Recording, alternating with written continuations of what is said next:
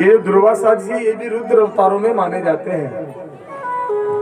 दुर्वासा जी का प्राकट्य कैसे हुआ, भगवान शंकर कैसे प्रकट कराए, बड़ी सुंदर कथा है, आप लोग ध्यान से सुने। कियथ तत्र समेतास्तु ब्रह्मा विष्णु महेश्वरा मुने समंत्रिया चक्रुरन्योन्यम जगताम हितम। आप लोगों ने सती अनुसुईया का नाम तो सुना है। सती अनुसुईया किसकी पत्नी है? अत्रि ऋषि की। अत्रि अनुसुईया दोनों ही बड़े तपस्वी है। और एक दिन मैंने आप लोगों को सुनाया था कि ब्रह्मा विष्णु महेश तीनों एक बार अनुसुईया के पास गए और सती अनुसुईया जी ने उनको बालक बना के लेटा दिया। क्यों लेटाया मालूम है? सुंदर कथा, बड़े ध्यान से सुनना। ब्रह्मा ने लक्ष्मी और पार्वती को अभिमान हो गया कि हम सबसे बड़ी सती है, और भगवान का विरोध सबसे बड़ा अभिमान से होता है। एक दिन भगवान ने सोचा इन तीनों देवियों का अभिमान तोड़ना चाहिए। तो मेरे परमात्मा भगवान नारायण ने एक लीला की। क्या लीला की? एक दिन भगवान देव ऋषि नारद नारायण नारायण नारायण करते करते और विष्णु लोक वैकुंठ को गए। जैसे नारद जी आए, भगवान ने स्वागत किया, नारद जी ने भगवान को प्रणाम किया।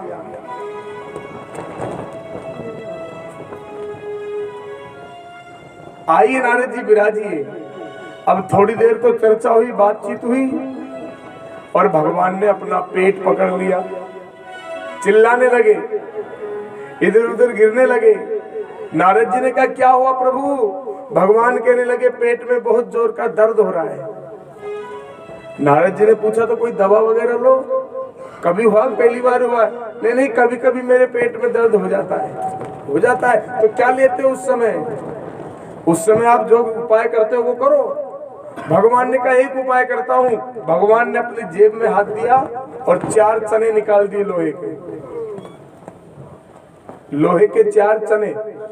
नारद जी से कहा जल्दी पकड़ो और कोई सती स्त्री से इसमें फूंक मरवा के आओ तो ये खिल जाएंगे, और इनको अगर मैं खा लूंगा तो मेरा पेट दर्द बंद। नारद जी ने सोचा ये दवाई तो बगल में ही है, लक्ष्मी जी यहीं तो बैठी है, सती है। तो नारद जी लेके दौड़े, लक्ष्मी जी मैया को प्रणाम। क्या हुआ? बोले भगवान का पेट दर्द है, जल्दी फूंक मारो। अब लक्ष्मी जी फूंक मारने लगी तो चने तो खिले ही नहीं। नारद जी ने सोचा लाओ दो मुझे फूंक। क्या तुमने तो पूरे थूक ही थूक कर दिया, और लेके भगे ब्रह्माणी के पास पहुंच गए। ब्रह्माणी ने भी खूब फूंक मारी और वहां भी चने, और सीधे माता पार्वती के पास पहुंचे। पार्वती ने जब दोनों की बातें सुनी तो पार्वती को अभिमान था, अरे मैं तो सती हूँ, जाकर के दिया तो पार्वती भी फूंक मार मार के रख गई। नारद जी ने घबरा गए। नारद जी ने सोचा अब कहाँ जाऊं? अरे जब ब्रह्माणी लक्ष्मी और पार्वती से ये चने नहीं खिले, ये तो महान सती है, फिर और दुनिया में बचा कौन? नारद जी को याद आया कि दुनिया में एक महिला की चारों तरफ ख्याति है जिसका नाम है सती अनुसुईया। तो नारद जी दौड़े दौड़े सती अनुसुईया के पास अत्रि के आश्रम में पहुंच गए, दंडकारण्य में। और जाकर के जैसे ही वो चने दिए, माता सती से पूरी बात सुनाई। सती माता ने अनुसुईया ने अपने पति का ध्यान किया, अत्रि ऋषि का, और फूंक मारी तो चने खिल गए।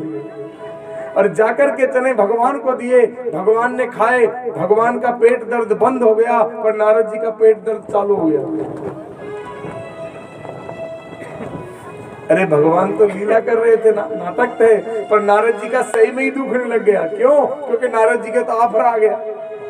नारद जी के मन में कोई बात नहीं पचती है जब तक वो किसी से कह नहीं दे। अब नारद जी के मन में आफर आ गया कि ब्रह्माणी लक्ष्मी और पार्वती, ये तो सती नहीं, सती तो अनुसुईया है जिसने चने खिला दिए। अब रहा नहीं जा रहा, तो नारद जी ने क्या किया, तीनों देवियों के पास गए और जाकर के कहा तुम तो सब बेकार हो, अरे सती तो अनुसुईया है जिसकी ख्याति पूरी दुनिया में छा रही है। अब जैसे ही तीनों देवियों ने सुना तो ईर्ष्या हो गई। किससे? सती से। तीनों देवियों को ईर्ष्या हो गई सती से। तीनों देवियों ने विचार कर लिया कि किसी न किसी प्रकार से अनुसुईया का सतीत्व नष्ट होना चाहिए, क्या किया जाए।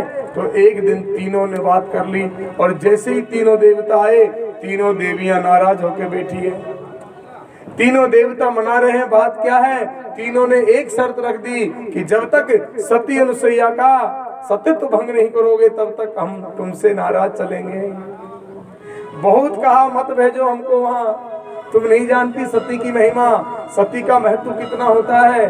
पर तीनों देवियों ने एक नहीं सुनी, क्योंकि परमात्मा जिसको दुख देना चाहता है, विनाश काले विपरीत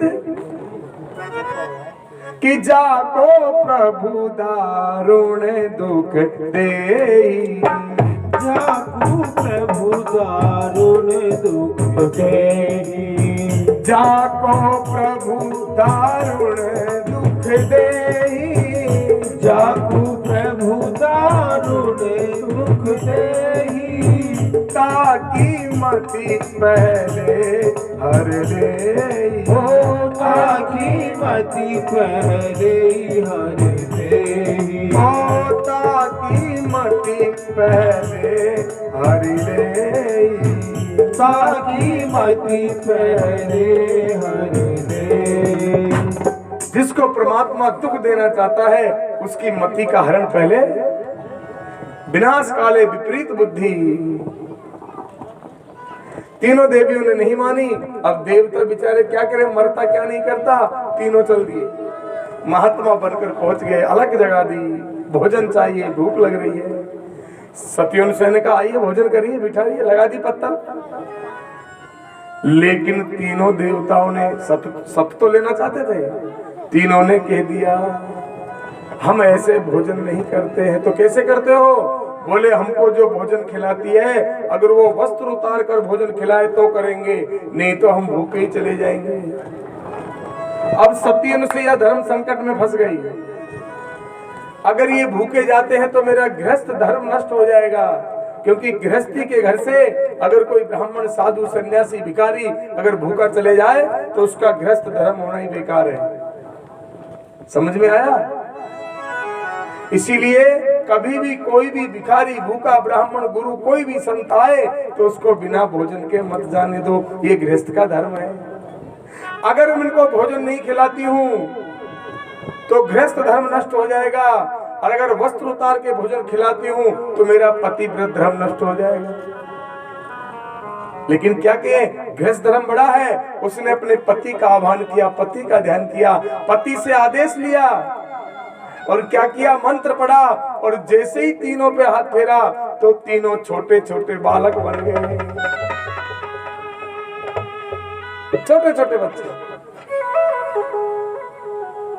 कोई हाथ पकड़ रहा है, कोई कपड़े पकड़ के खींच रहा है, कोई दौड़ रहा है, छोटे छोटे घुटुअन घुटुअन। अब माता बच्चों के सामने तो माँ कैसे भी रह सकती, बात छोटे छोटे बालक बन गए, 2-2 वर्ष के। और कहते हैं तीनों को सती अनुसुईया ने पालने लगा दिए, झूठा दे रही है।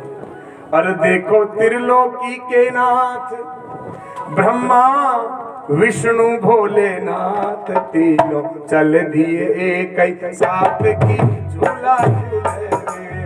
अरे तीनों चल दिए एक साथ की झूला झूले रे।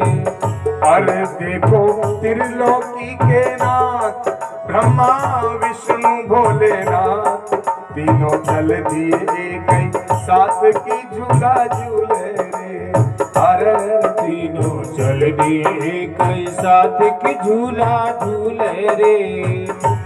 देखो त्रिलोकी के नाथ ब्रह्मा विष्णु भोलेनाथ, चल दिए तीनों एक साथ की झूला झूले रे।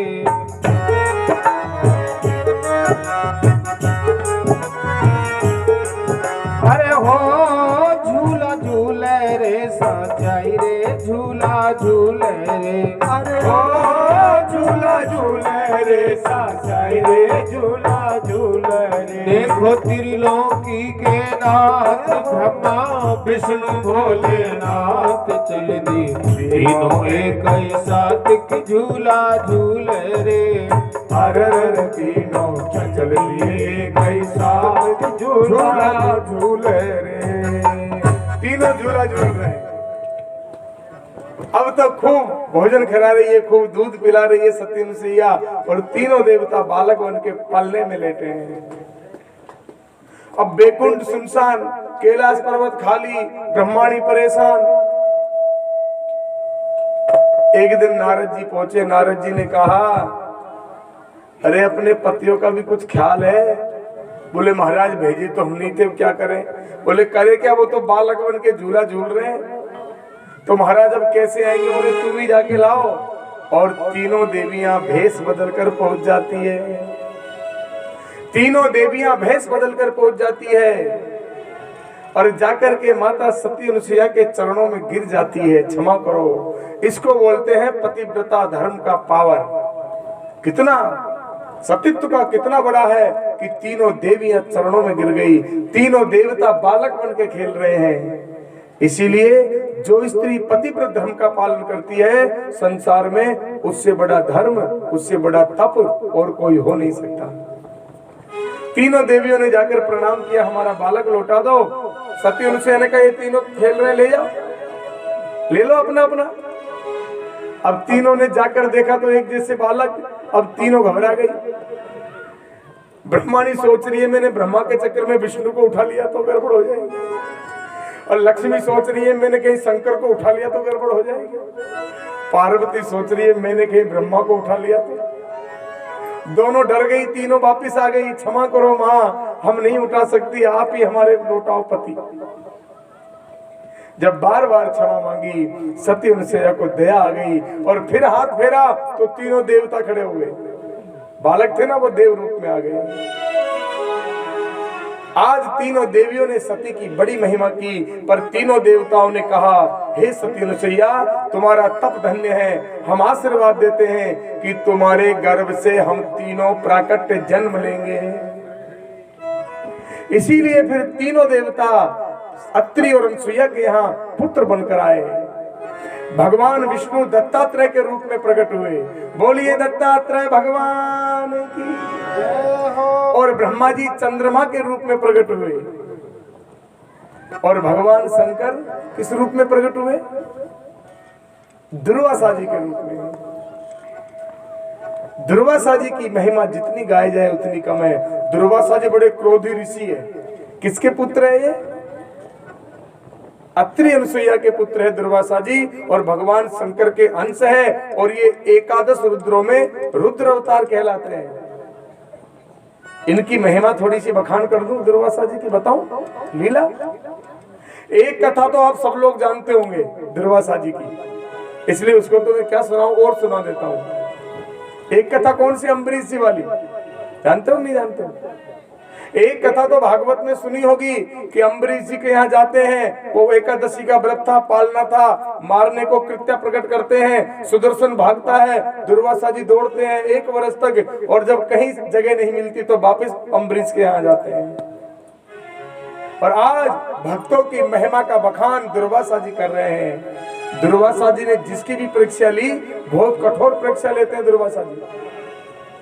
हाँ, छोटे मोटे वो नहीं है, वो जब परीक्षा लेते हैं तो बहुत कठोर परीक्षा लेते हैं। एक कथा और जानते होंगे, यादवों का वंश बढ़ रहा था, यादवों का वैभव बढ़ रहा था। जब भगवान कृष्ण ने भी ये सोच लिया कि मैंने पृथ्वी का भार तो उतार दिया, पर ये जो यादव रूपी भार है ये कैसे उतरे, तब भगवान कृष्ण को भी कोई रास्ता नहीं सूझा, तो दुर्वासा जी के द्वारा ही यादवों का भार उतरवाया।